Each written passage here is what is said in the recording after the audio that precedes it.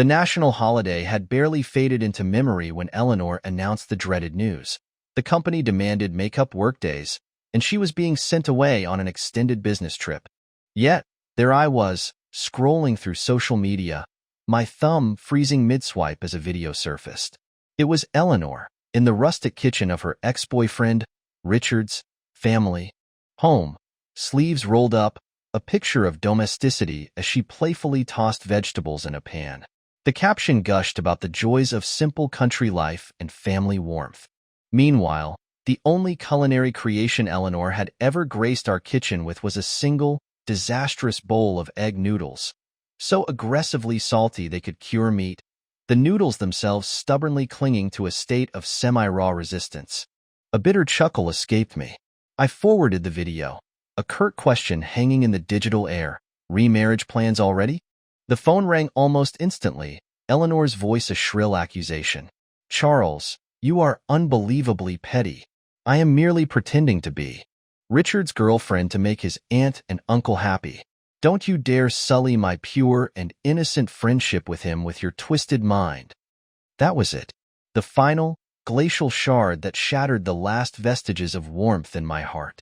Numbly, I walked to the storage closet, yanked out the limited edition Monkey Mayhem collectors set she had gifted me, a supposed grand gesture of affection, and hurled it into the trash. Then, with a resolve born of icy resignation, I typed out a message. I want a divorce. 3 years crawled by, marked by the monotonous grind of work and the quiet ache of solitude. Then, out of the blue, Eleanor reappeared. She stood on my doorstep, a shadow of her former self, her usual polished veneer replaced by a haggard, almost desperate look. Her voice, once sharp and confident, was now a hesitant plea. Charles, she began, her eyes searching mine, please, come home. I'll make you your favorite egg noodles. A wry smile touched my lips. I gently drew my arm around the woman standing beside me. Amelia, my fiancée. Amelia, radiant and poised, her gaze steady and intelligent. I'm afraid, I said, my voice calm but firm. My palate has become rather refined, thanks to my beloved. Eleanor returned to our apartment 3 days later. I was engrossed in a game of Monkey Mayhem, my fingers flying across the controller. She walked in as if no time had passed, no chasm had opened between us. Leaning in, she feigned a playful intimacy. Haven't you conquered Tiger Vanguard by now? Why are you still stuck on White Robe Scholar? And where's the golden circlet I bought you? Why aren't you wearing it? I switched off the game, the screen fading to black. Reaching for my cigarette case, I lit up a smoke. Her brow furrowed immediately, a familiar flicker of displeasure crossing her face. The scent of tobacco had always been her pet peeve. I hadn't dared to smoke in her presence for years. The deluxe set you gave me? I threw it out, I stated flatly, exhaling a plume of smoke. This is a new game. Eleanor, we're getting a divorce. Divorce? Just because I acted a part with Richard? Charles, when will you ever grow up? Her tone implied that I was the unreasonable one, the immature fool, for daring to be upset about her deception and clandestine rendezvous with Richard. The absurdity of it all was almost comical. I took another drag of my cigarette, then tossed a manila envelope across the coffee table towards her. Divorce papers. Read them, then sign. Eleanor froze, her eyes wide with disbelief, fixed on the envelope. The national holiday. She had wanted a road trip to the misty mountains of Ileo. I had dreamt of soaking in the hot springs of Tungcheong. In the end, I'd yielded, as usual. She promised faithfully to make it up to me the weekend after the holiday. I, eager for our promised getaway, had booked the tickets in advance. But on the very day of departure, as we stood at the boarding gate, her phone rang. A brief, hushed conversation, and then the inevitable announcement. Her boss, demanding she return to work, a sudden, urgent business trip that couldn't be postponed. Tungcheong, and our promised weekend, evaporated like steam. Dejected, I retreated home, burying myself in the pixelated world of Monkey Mayhem. And then, the social media video? Her business. trip was a cozy charade, a carefully crafted lie to conceal her visit to Richard's family home, playing house for his relatives. Her utter lack of remorse, her brazen attempt to twist the blame onto me, was the final, crushing blow. In that moment, I knew our marriage was irrevocably over. I retreated to the balcony, seeking solace in the nicotine haze. Eleanor followed, snatching the cigarette from my fingers, grinding it out under her heel. She tore the divorce papers into jagged strips, the sound sharp and final in the quiet apartment. My patience is wearing thin. Charles, I'm not going to play these games with you anymore.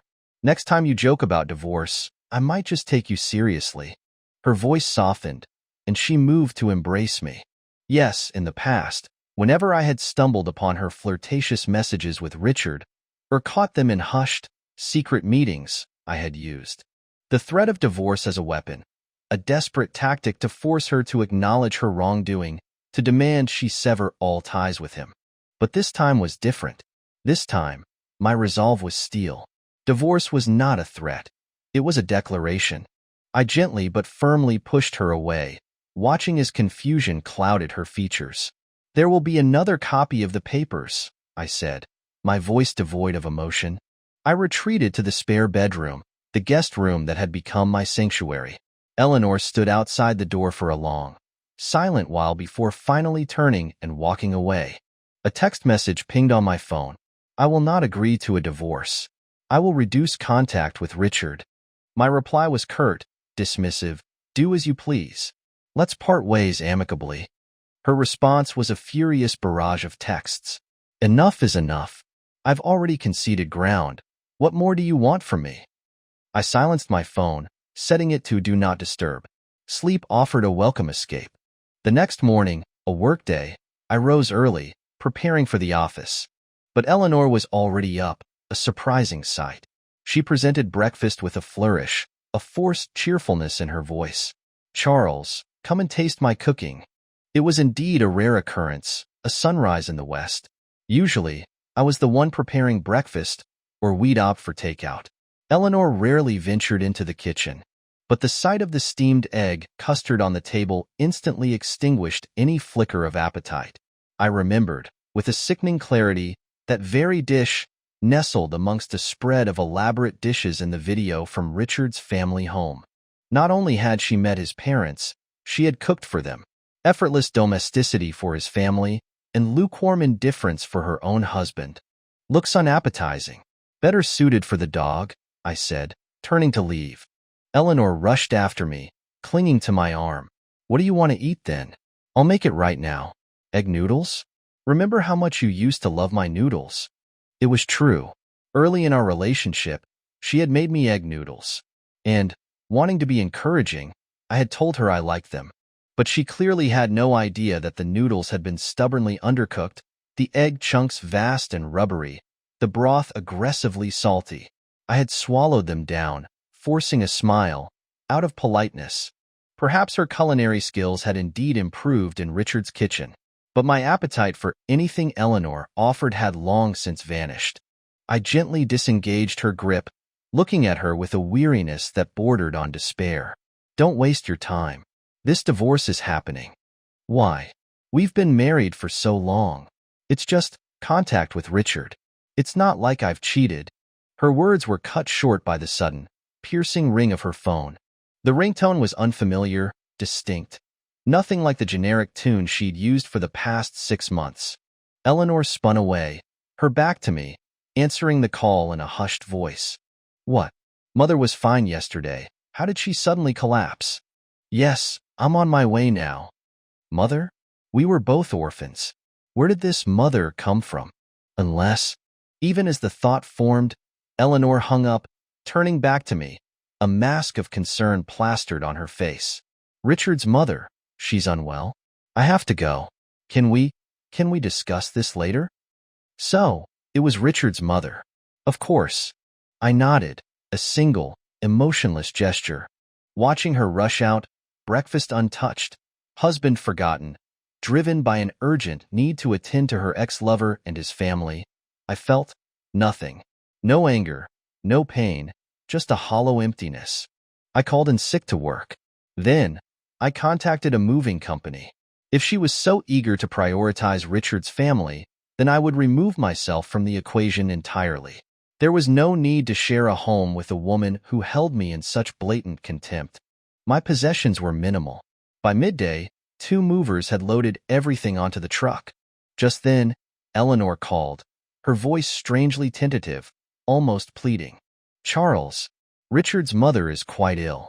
She needs frequent hospital visits. You know that apartment next door to ours? The one that's always for rent? I was thinking, maybe we could rent it for his mother to stay in? It would be so much easier for her to get to the hospital. What do you think? Richard's mother has always been so kind to me, like a real mother. I can't just abandon her in her time of need. Charles, please? Just this one thing. Will you agree? First, meeting Richard's parents. Now, moving them into the apartment next door. She was determined to weave him and his family into the fabric of our lives. Well, I was leaving anyway. Let her do as she pleased. Fine, I said, a single syllable, and hung up. Another message arrived immediately. We'll be good from now on, okay? You wanted to travel? I'll go with you for New Year's. I ignored it, locking my phone screen. I moved into the rented apartment. That evening, my boss called, summoning me back to the office for an urgent meeting. At the meeting, the CEO announced plans to open a branch office in Singapore, asking for volunteers to spearhead the new venture. Without hesitation, my hand shot up. My boss raised an eyebrow, a surprised smile playing on his lips. Well, I'll be. Aren't you the one who's always been glued to his wife's side? What changed? Suddenly willing to move halfway across the world? It was true. In the past, I had always resisted out-of-town assignments, unwilling to be separated from Eleanor. I had craved her constant presence, a desperate need to be near her. But that Charles was gone, replaced by someone colder, more pragmatic. I've realized, I replied, my voice flat, that focusing on my career is more important now. The CEO approved my transfer to Singapore, with a departure date set for 2 weeks. 2 weeks. Enough time to finalize the divorce and sever the last ties to this disastrous chapter of my life. Leaving the office, my feet moved on autopilot, leading me down familiar streets, back to our apartment. It wasn't until I reached the familiar building that I realized my mistake. Not here, please. What are you afraid of? He's still at work, isn't he? As the elevator doors opened, Eleanor and Richard's voices drifted from the stairwell, just beyond the fire door. I froze, every muscle in my body tensing. The implication of their hushed tones, their clandestine meeting in the stairwell, was sickeningly clear. With trembling hands, I fumbled for my phone, activating the video recorder. Then, steeling myself, I pushed open the heavy fire door. The scene that unfolded was even more blatant than I had imagined. Richard had Eleanor pinned against the wall, his mouth buried in her neck, his hands roaming freely beneath her coat. The sudden creak of the door hinges shattered their embrace. Eleanor's head snapped up, her eyes widening in horror as she saw me. She shoved Richard away with frantic force, rushing towards me, a desperate explanation tumbling from her lips. Charles, it's not what you think. Ignoring her frantic denials, I pocketed my phone, turning my attention to Richard, who stood there, a smug smirk slowly spreading across his face. See? Your wife prefers being with. Before he could finish the sentence, my fist connected with his jaw. The satisfying crunch of bone and cartilage sent a surge of adrenaline through me. Another punch followed, landing squarely on his nose. Blood blossomed instantly, staining his shirt and the wall behind him. Charles, stop it. Leave him alone. Eleanor screamed, her voice laced with panic and concern for Richard. She clawed at my back, trying to pull me away. I shrugged her off, turning back to face the two of them, disgust twisting my features. Already messing around before the divorce is even finalized? How desperate are you both? Eleanor shook her head vehemently, tears welling in her eyes. No, it's not like that. Richard's mother is sick. He's upset. I was just comforting him. Charles, where are you going? Haven't you realized? I said, my voice dripping with sarcasm. I've already moved out. I backed into the elevator, my finger hovering over the closed door button. As she lunged forward, desperation etched on her face. I pressed the button. Don't go. I won't let you go. The elevator doors slid shut, cutting off her frantic cries, her distorted face disappearing from view. Charles, please come back. Richard and there's really nothing between us. His mother is ill. I'm just concerned about her. I can show you her medical records. I'm not lying. Come home. I'll do anything you ask. Eleanor's messages flooded my phone, calls ringing incessantly. I ignored them all. Driving away from that apartment complex, back to the sterile anonymity of my rented space, I felt a strange sense of liberation. But the next day, Eleanor was waiting for me outside my office building, a gaunt figure amidst the morning bustle. Ignoring the curious stares of passers-by, she stepped directly in front of me, blocking my path. Why did you move everything out? We're not even divorced yet. You can't just abandon me like this. Tears streamed down her face, a carefully constructed display of vulnerability. The sight of her tears used to twist my gut with guilt and pity. Now, it only elicited a weary cynicism. Eleanor, I've let you go, I said, my voice flat and devoid of emotion. Another copy of the divorce papers has been sent to you. Sign them as soon as possible. I stepped around her, heading for the building entrance. She lunged, wrapping her arms around me from behind, her grip surprisingly strong. No, I don't want a divorce. Charles, you used to love me so much. How can you just throw me away? Just then, that distinctive, unfamiliar ringtone pierced the air again. Eleanor's body stiffened. She released her grip, stepping back to answer the call. What? Mother's back in the hospital? I'm driving over there now. I couldn't suppress a bitter laugh. So, that was it. Her designated ringtone for Richard. I shook my head, a mixture of sadness and disgust swirling within me. I swiped my access card and walked into the building, leaving her standing there, caught in her web of lies. Behind me, I heard her hesitate, then turn and hurry in the opposite direction. Towards Richard, of course. I sighed.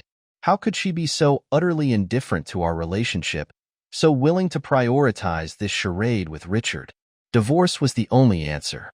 It was time for me to leave her behind, to forge a new path, a new life, free from her deceit. But that evening, as I was about to leave work, heading towards my car, Eleanor suddenly appeared, blocking my car door.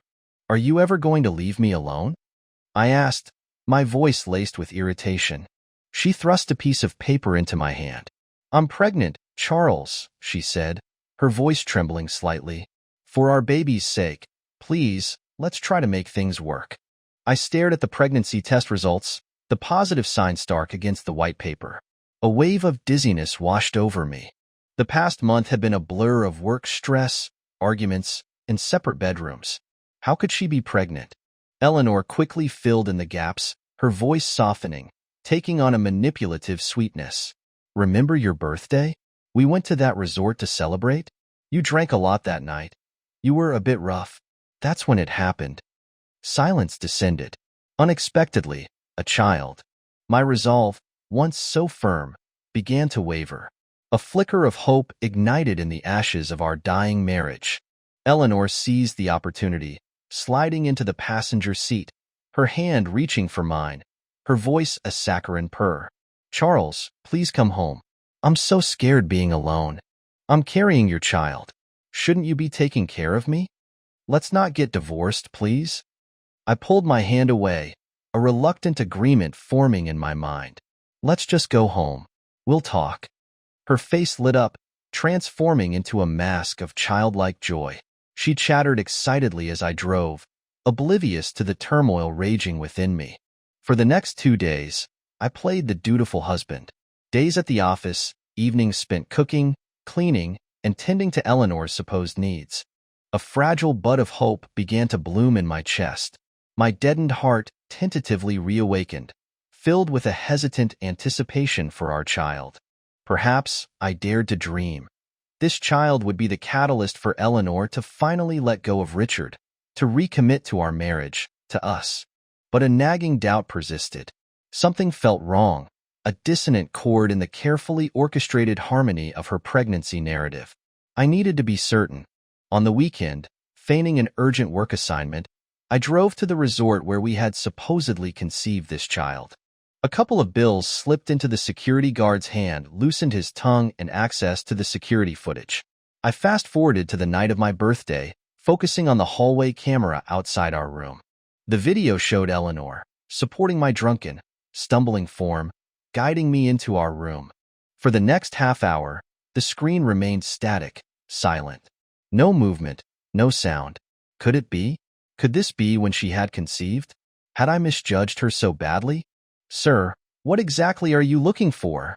the security guard asked, his curiosity piqued. I was about to give up, to dismiss my suspicions as unfounded paranoia. Then, suddenly, the door to our room opened. Eleanor stepped out. She glanced around, then walked across the hall and pressed the doorbell of the room diagonally opposite ours. The door opened, and Richard stood there, clear as day on the grainy security footage. The moment their eyes met, they were in each other's arms, a passionate embrace that left no room for doubt. The door closed quickly behind them. The security guard's gaze shifted to me, filled with a mixture of pity and knowing understanding. Rage, cold and visceral, clenched my fists. Then, a chilling realization struck me. I cranked up the volume on the playback. Barely 2 minutes passed before a series of unmistakable sounds, moans and gasps that needed no translation, echoed from the speakers. The thin hotel door could not contain their passionate encounter. I rewound the footage, back to the time Eleanor and I were alone in our room. Apart from my drunken ramblings and her impatient sighs, there was nothing. Silence. It hit me then, with the force of a physical blow. This wasn't our child she carried. It was Richard's bastard. She was trying to pass off Richard's child as mine, to trap me into raising another man's offspring. The absurdity of my recent move to the apartment struck me as almost comical. Why had I moved out?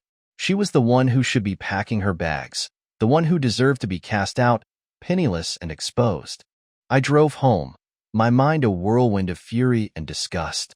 As the elevator doors opened on our floor, laughter spilled from the apartment next door, Eleanor's voice ringing out, clear and bright. She had already rented the apartment, moved Richard and his family in. The pieces clicked into place with sickening clarity. My heart ached, a dull, throbbing pain. I pressed the doorbell of the apartment next door. "That must be the takeout I ordered," Eleanor called out, opening the door. Her face drained of color as she saw me standing there. "Charles, what are you doing home so early?" she stammered, her voice strained. Richard's mother peered from the living room, her eyes curious. "Who is it, dear?" "Just a neighbor," Eleanor replied, her voice sharp, dismissive. "He's leaving now." And with that, she slammed the door in my face. Her blatant dismissal, her casual cruelty, surprisingly, didn't sting. The pain had given way to a cold, detached anger. I returned to our apartment, changed the door code, ripped our wedding photos in half, and began methodically throwing her belongings out into the hallway, one item after another. Eleanor noticed the commotion almost immediately. She rushed over, flinging open the door between our apartments, demanding an explanation. "What on earth are you doing? Didn't I tell you Richard's family was moving in? You agreed to it." I gestured towards the open doorway of our apartment. "Get out, both of you. Are you going to sign the divorce papers or not? If not, we'll see each other in court." Panic flickered in her eyes. She grabbed my arm, her voice a desperate plea. "Charles, I only went over to check on Richard's mother. Richard and I. There's nothing between us. Why can't you believe me? I'm pregnant with our child. What more do you want from me?"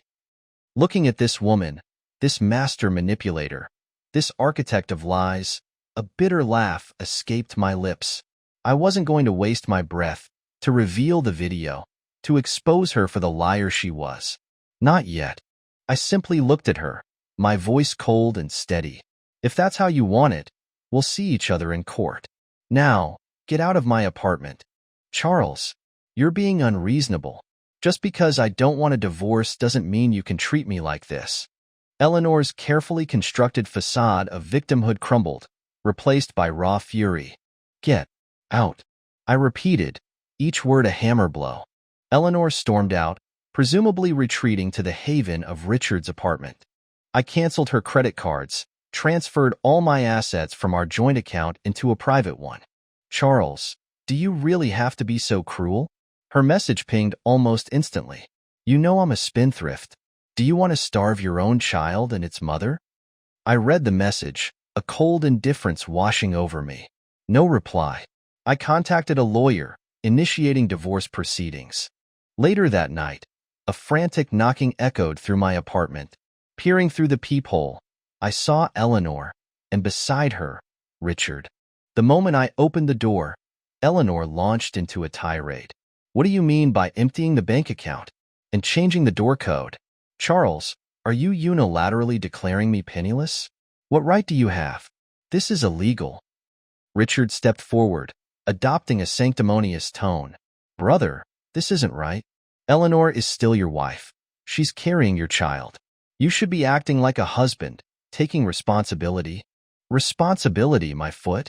The hypocrisy of this man, this interloper, lecturing me on responsibility ignited a fresh wave of fury. I lashed out, my foot connecting with his chest, sending him sprawling backwards. Eleanor shrieked, rushing to Richard's side, cradling him in her arms. "Where did he kick you? Are you hurt?" She glared at me, her eyes spitting venom. "How could you be so violent? Richard is only trying to help us. You're so ungrateful." I looked at the two of them, this grotesque parody of a couple, their charade laid bare. The memory of their coupling at the resort, their betrayal, solidified my resolve. "Eleanor, we're beyond repair. You two are perfectly matched, though. A whore and her lapdog. A fitting pair. Don't ever bother me again, or I'll call security." I slammed the door shut, the sound echoing through the apartment. Let them pound, let them shout. I wouldn't yield.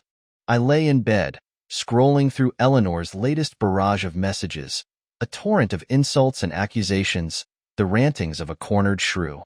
How could I have been so blind? How could I have fallen for such a shallow, morally bankrupt woman? We had met 10 months prior, a whirlwind romance sparked by a blind date. I had been drawn to her seeming gentleness, her apparent warmth. We had connected, or so I thought, on a deeper level, sharing stories, dreams, vulnerabilities. Then, I discovered we were both orphans, raised in the impersonal embrace of the state.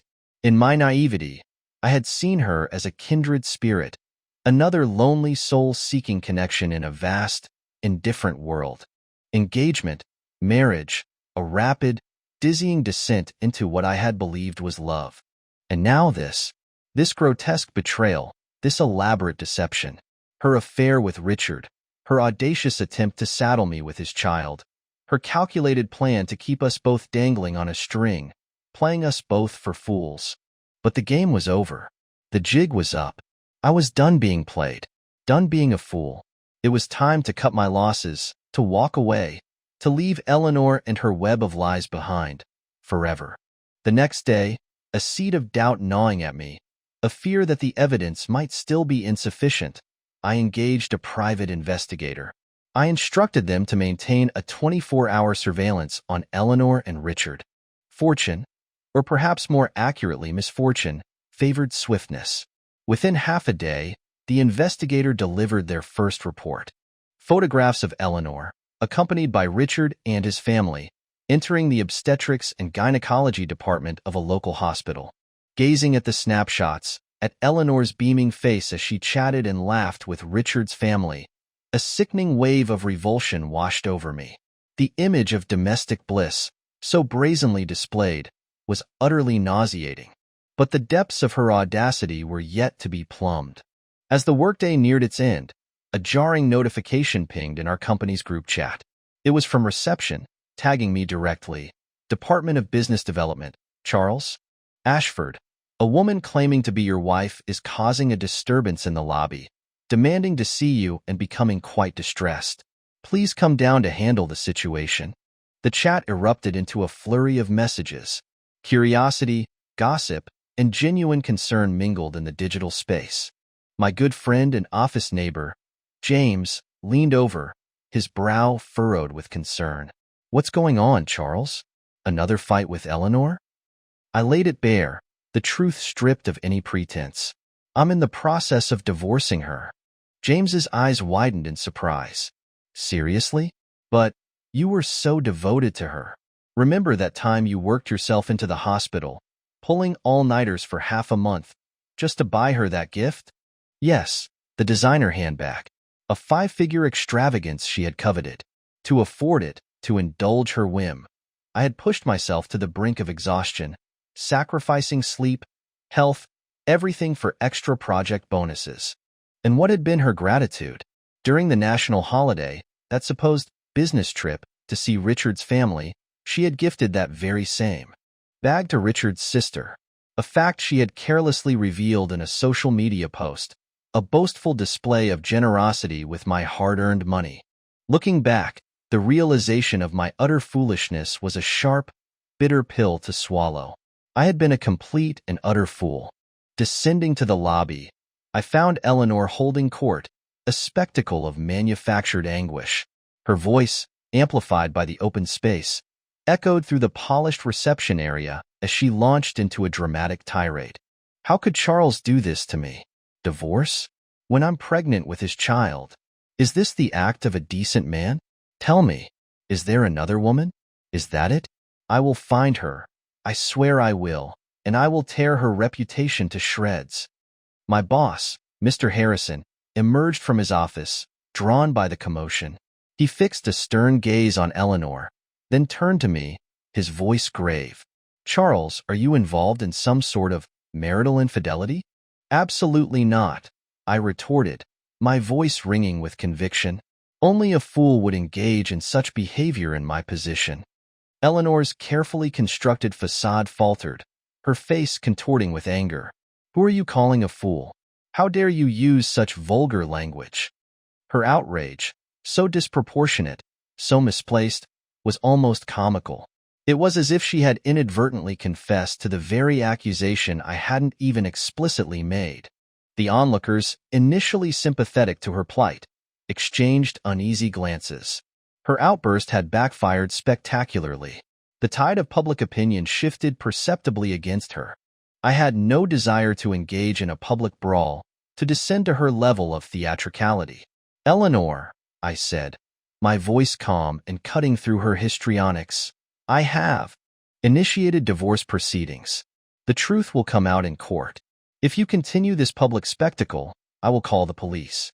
I have no qualms about airing your less than honorable actions for the world to see." The cold steel in my voice, the unwavering resolve in my eyes, seemed to penetrate her carefully constructed drama. A flicker of fear, a dawning realization that her tactics were failing, crossed her face. Her bravado faltered. "Charles," she murmured, her voice losing its shrill edge, becoming almost plaintive. "When did you become like this? You're a stranger to me." I turned my back on her, walking away, Mr. Harrison falling into step beside me. My boss granted me a few days of leave, a necessary respite to manage the personal turmoil before my departure for Singapore. As luck, or perhaps fate, would have it, the court notified me that the initial hearing was scheduled for 3 days hence. The wheels of justice, however slow, were beginning to turn. Returning to the apartment, I found Eleanor crouched outside my door, a forlorn figure slumped against the cold wood. As I reached for my keys, intending to finally retreat into the sanctuary of my home, she lunged, her arms wrapping around my legs, her face tilted upwards, a picture of manufactured vulnerability. "Charles, please, let's go back to how things were," she pleaded, her voice thick with forced emotion. "Tell me what I did wrong. I'll change, I promise. Anything.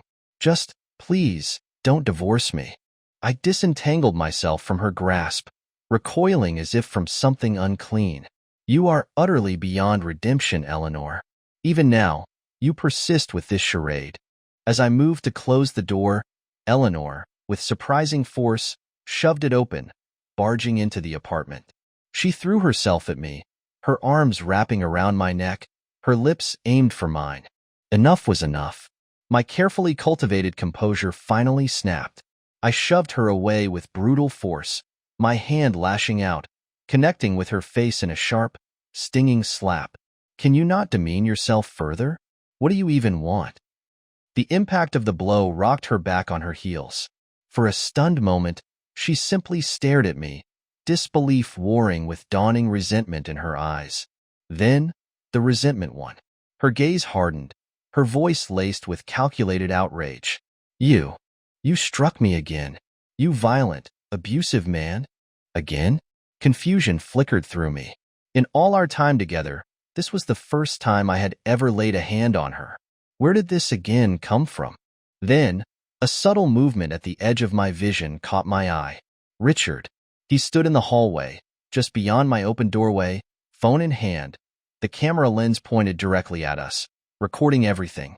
Understanding dawned, cold and sharp. I had walked straight into their meticulously crafted trap. Eleanor, her performance now in full swing, dabbed at her eyes, though conspicuously dry. She straightened her deliberately disheveled clothing, her voice hardening, all pretense of vulnerability vanishing. "Charles," she said, her tone laced with a chilling calculation.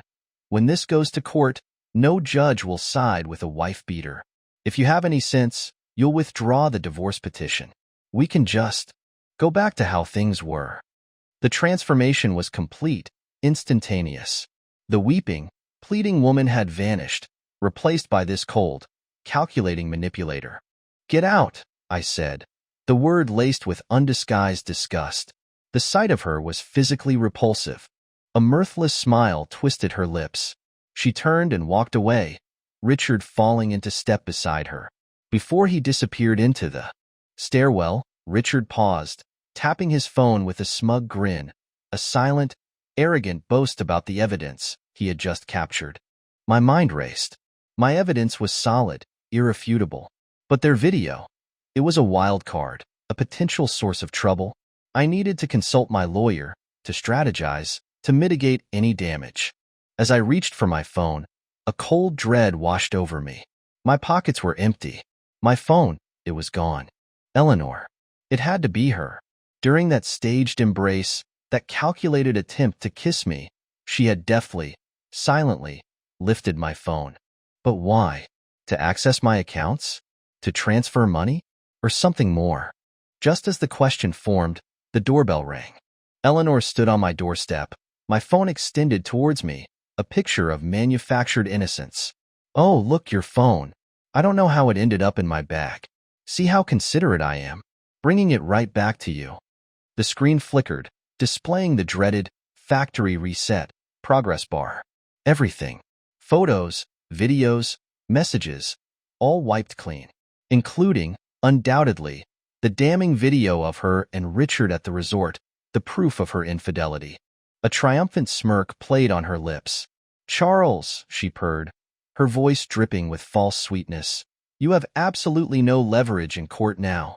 But if you get down on your knees, beg for my forgiveness, and transfer $500,000 to my account, I might consider forgiving your little outburst."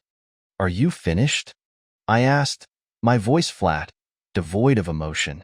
Her brow furrowed, her smug expression faltering. "Finished?" "If you're done," I said, gesturing towards the door, "you can leave." Panic flared in her eyes. "Why aren't you panicking? Don't you have a backup? You have to delete it all. Now." I stared at her, a mixture of contempt and pity warring within me. "Eleanor, are you truly as dim-witted as you appear? Even if I didn't have a backup, which I do, my lawyer has copies of everything. Did you really think stealing my phone and factory resetting it would erase all evidence? Have you and Richard been sharing brain cells too much? Has it fried what little intelligence you possessed? You have to delete them. Charles, are you trying to ruin me?" Eleanor's composure finally shattered. Her voice rose to a shriek, laced with desperation. "So, you have seen the resort video," I said, my voice dangerously low. "If you were brazen enough to do what you did, you should be prepared to face the consequences." I shut the door firmly in her face. I immediately contacted my lawyer, relaying the latest developments. He reassured me that our case remained rock solid. The fabricated domestic violence video, he said, was flimsy at best, unlikely to sway the judge. In fact, Eleanor's desperate act of stealing and wiping my phone only strengthened our position, highlighting her attempts to obstruct justice and conceal evidence of her infidelity. Relief washed over me. I could breathe again. I focused on preparing for the upcoming hearing, confident that justice would prevail. That evening, a strange message request popped up on my social media. The profile picture was overtly suggestive, the username equally so. The connection request message was curt. Work. Urgent. Urgent. Urgent. Intrigued and wary, I accepted the request. Almost instantly, a video call request popped up. Precaution dictated caution. I initiated screen recording before accepting the call. A moment later, a woman appeared on my screen, scantily clad, her makeup heavy, her demeanor overtly flirtatious. She greeted me with a syrupy voice. "Honey, why did you unfriend me? Worried about your wife finding out." Then, she launched into a series of deliberately provocative gestures, her voice dripping with suggestive innuendo. "How about a hotel tonight? The same place as last time?" It was instantly, sickeningly clear. Another of Eleanor and Richard's pathetic schemes. They were trying to create fabricated evidence of my infidelity, a desperate counterattack in the face of their crumbling defense. I stared at the woman on the screen, my voice cold and devoid of emotion. Is this some kind of setup? I'm reporting this to the police. Prepare to be arrested. I ignored her startled expression and abruptly ended the call. As I prepared to contact the authorities, a message notification pinged. It was from the woman in the video. Please don't call the police. They only paid me $500. I don't want to get into trouble for such a small amount." Then, a digital transfer notification. $500 sent to my account. To avoid any further complications, I decided to report the incident to the police as attempted fraud and extortion. The digital trail, the transfer record, the woman's local IP address, all pointed to a swift resolution. The police apprehended her quickly. Under interrogation, she readily confessed, implicating Richard as the mastermind behind the scheme. Within hours, I found myself at the police station, face to face with Eleanor and Richard. The air crackled with recriminations. "I told you to gather evidence of his infidelity," Eleanor shrieked at Richard, her voice trembling with rage. "You hire a prostitute to video call him? Where did you even find her? Are you a regular client? Is that it?" She was practically spitting with fury. Richard retorted, equally heated, "Don't bite the hand that feeds you. Who do you think I did this for? It was all for you." Watching their spectacular meltdown, their vicious infighting, a grim satisfaction washed over me. The spectacle of their mutual destruction was strangely cathartic. Eleanor, however, quickly redirected her venomous gaze towards me. "You reported this to the police? Over something so trivial? Are you even a man?" "Whether or not I qualify as a man," I retorted, my voice dripping with sarcasm, "is none of your concern." The incident, deemed a minor offense, resulted in a fine for Richard and the prostitute. But for me, it yielded something far more valuable, an official police report detailing Richard's attempt to fabricate evidence of my infidelity using a hired escort in a desperate attempt to sabotage the divorce proceedings. This document, I knew, would be devastatingly effective in court. Leaving the police station, as I reached for my car door, Eleanor rushed after me. She clung to my car window, her voice a desperate plea. "Does it really have to go to court?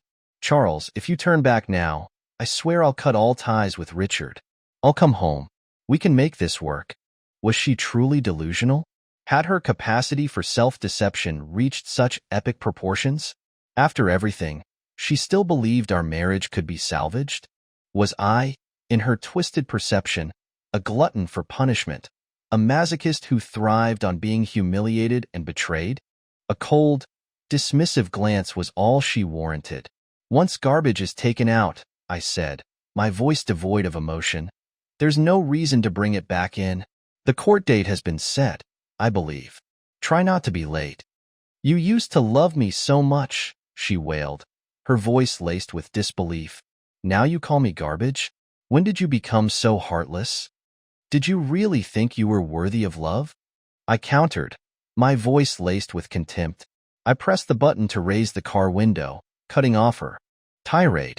As I drove away, I could see her in my rearview mirror, a furious, frustrated figure, yelling and pounding on the window. I ignored her completely.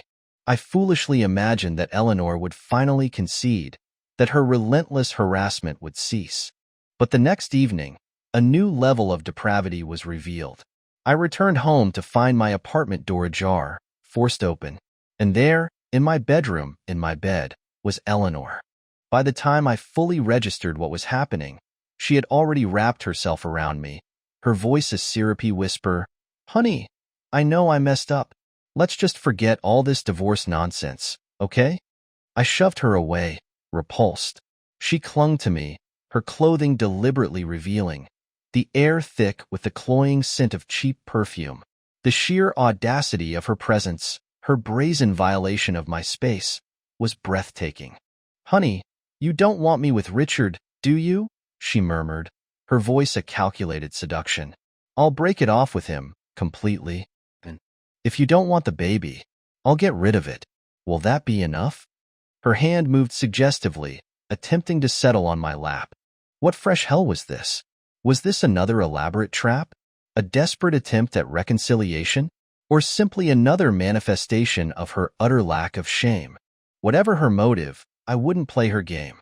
With a surge of adrenaline, I wrenched myself free, grabbing her arm, dragging her out of bed, out of the bedroom, towards the door. "Get out," I hissed, my voice raw with disgust. "How utterly repulsive can you be?" Barely had I shoved her into the living room when she launched into her next act. With practiced ease, she began tearing at her already flimsy clothing, ripping seams, pulling buttons, creating a theatrical display of disarray. Then, seizing the opportunity while I stood there, momentarily stunned by her brazenness, she snatched her phone and dialed emergency services. "Hello, 911? My husband. He's trying to force himself on me." She rattled off my address, then collapsed onto the floor, a pathetic heap of manufactured victimhood, refusing to budge. Gazing down at her, at this grotesque caricature of a wronged woman, I felt a profound sense of disillusionment. She was truly beyond redemption, a bottomless pit of depravity. I turned away, sinking into the sofa, waiting for the police to arrive, refusing to engage further with her grotesque performance. She glanced up at me, a smug smirk playing on her lips. "Playing it cool now, are you? Just wait until you're convicted. Then you'll be crying. You'll regret treating me so cruelly these past few weeks." I ignored her baiting, refusing to dignify her words with a response. What was the point of arguing with a sociopath? The police arrived swiftly. Eleanor, miraculously resurrected from her prone position, sprang to her feet, pointing an accusatory finger at me. "He tried to assault me, against my will. Look at me, officer. Look what he's done to me. Arrest him. Please arrest him now." The officers, professional and composed, indicated that we both needed to accompany them to the station. Before they could escort me out, I spoke, my voice calm and steady. "Officers, I believe this apartment is equipped with surveillance cameras. The footage will clearly demonstrate my innocence." Eleanor's carefully constructed composure wavered, a flicker of panic in her eyes. Then, she rallied, her voice regaining its shrill edge. "Surveillance? In the living room? So what? He assaulted me in the bedroom." She was grasping at straws, her desperate lies becoming increasingly ludicrous.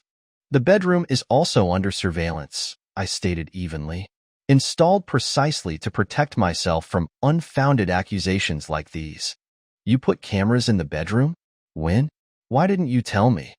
Her voice rose in pitch, her indignation sounding increasingly hollow. I remained silent, refusing to engage in her theatrical outrage.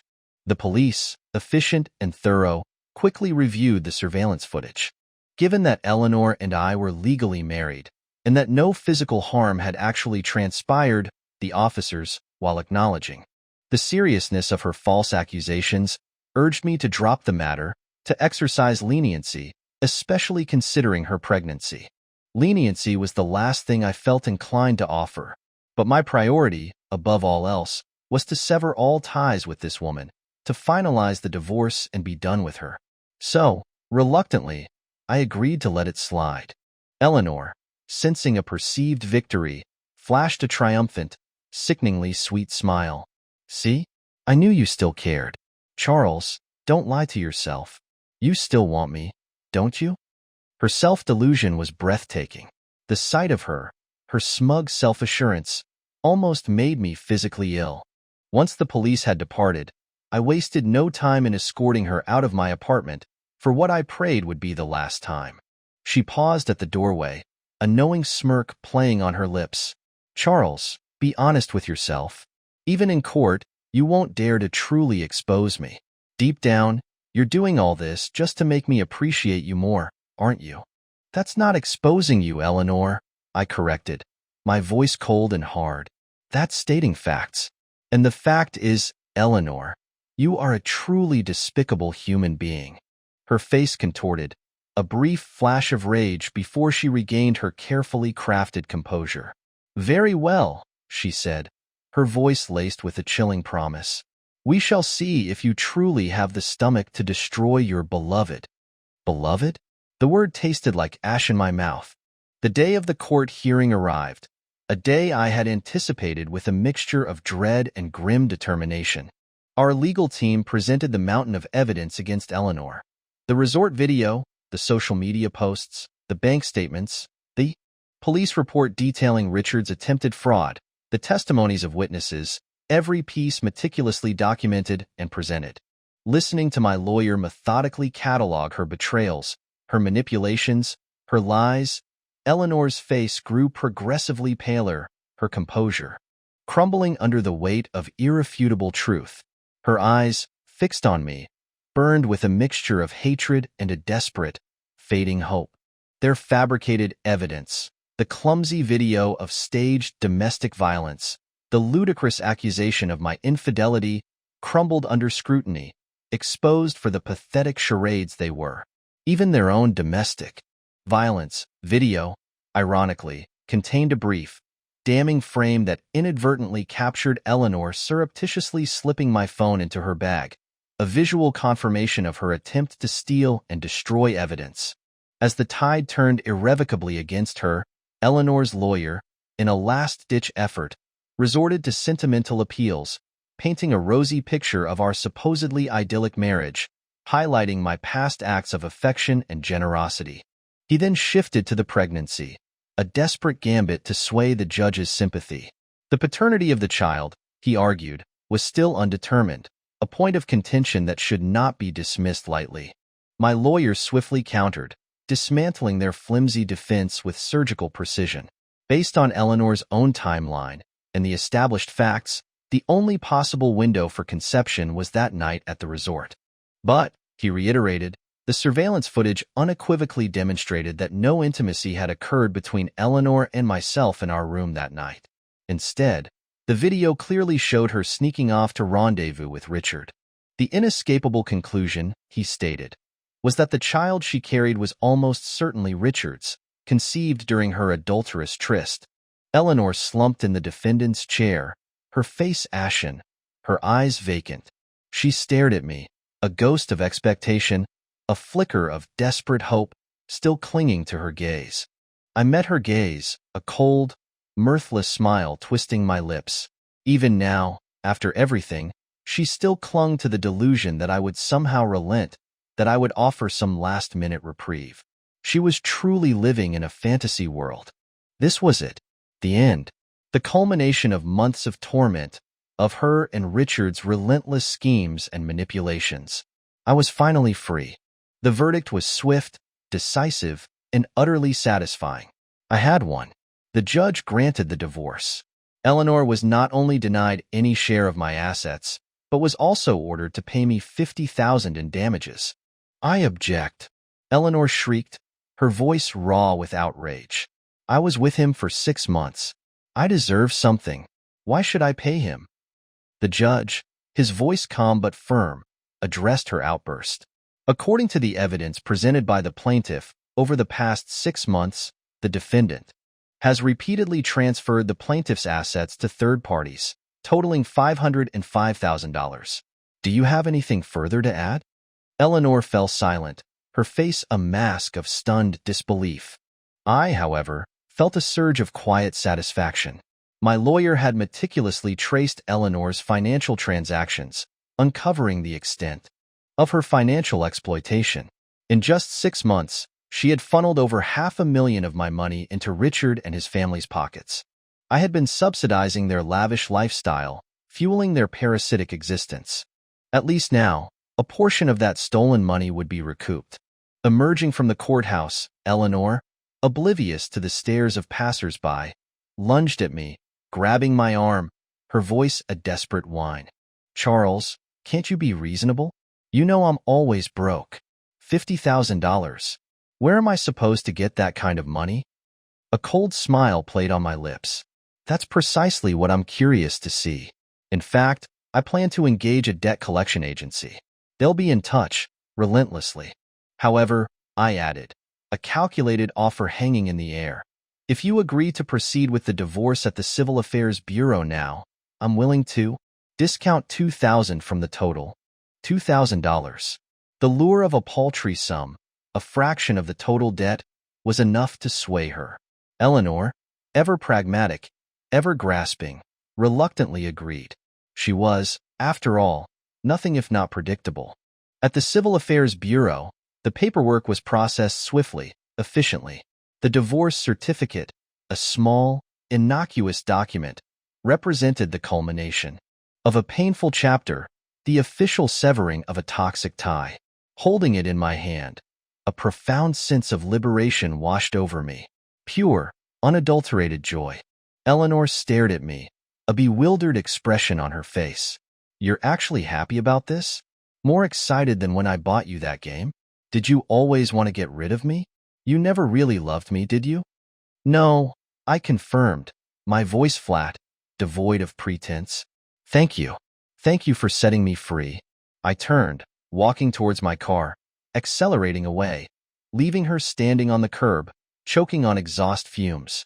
In my rearview mirror, I watched her for a long moment, a solitary, bewildered figure, rooted to the spot. Within 2 days, the apartment next door stood empty. Richard and his family vanished as abruptly as they had appeared. I encountered Richard one last time, as he was loading boxes into a moving van. Even in defeat, his arrogance remained undiminished. "So, you won the divorce," he sneered, his voice laced with contempt. "Big deal.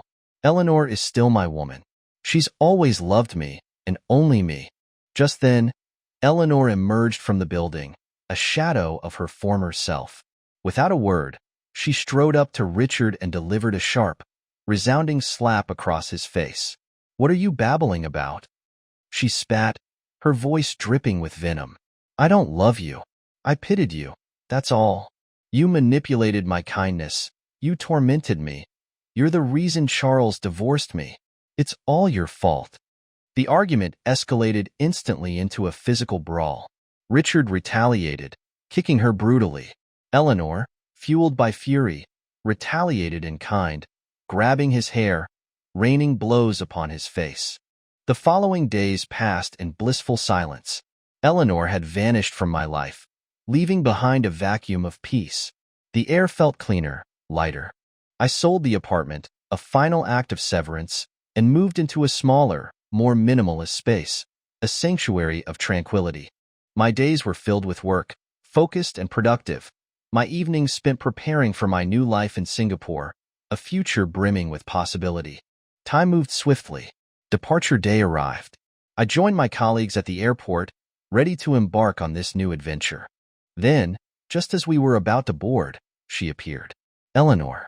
She was gaunt, hollow-eyed, a spectral echo of the woman I had once known. A desperate plea etched on her face. She reached for my hand, but I instinctively recoiled. "Charles!" she exclaimed, her voice thin, reedy. "Richard and I, it's over. Completely.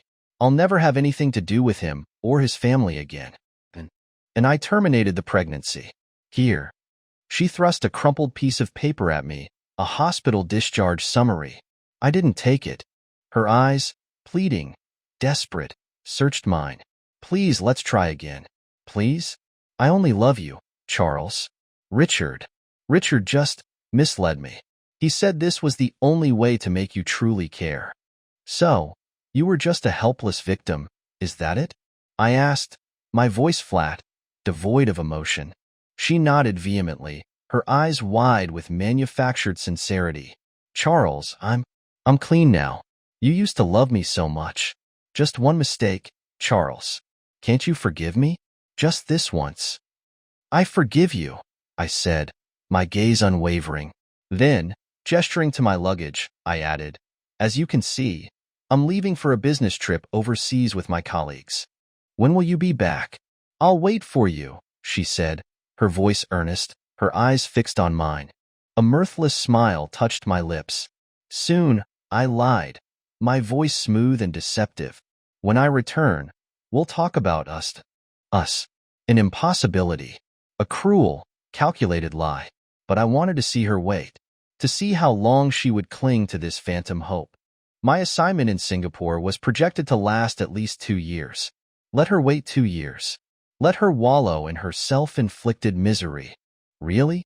Promise me you're not lying." "I'll be here," she declared, her voice trembling with forced conviction. "Waiting for you, honey. I love you, Charles."